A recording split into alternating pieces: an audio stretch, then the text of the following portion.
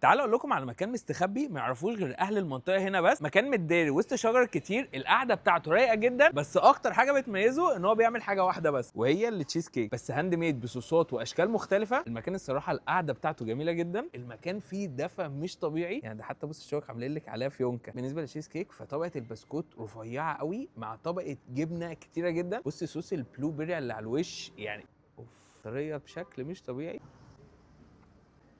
ايه ده، كواليتي الجبنه دي بجد خطيره، بس هو احلى حاجه في التجربه بالنسبه لي هو صوص البلو بيري اللي على الوش خطير. دي بقى التشيز بايتس انا اخترتهم باجمد 5 صوصات عندهم، مانجا فراوله وشوكولاته ولوتس مع البيستاشيو. انا حاسس ان انا باكل في مطار يعني، عارف اللي هو ماسك بتاع كده.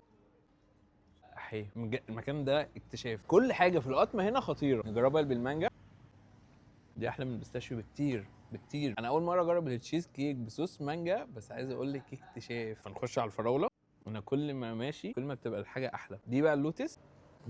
واخر حاجه النوتيلا، بس انا لو اختار 3 فاقول مانجا فراوله لوتس. هو احنا دلوقتي في كفر عبده عند اللولا تشيز كيك. هو بصوا مكانه ممكن تتوه شويه، بس هو قدام زهران ماركت يعني، انتوا لو وصلتوا زهران ماركت مش هتوه خالص. وبس بقى، سلام.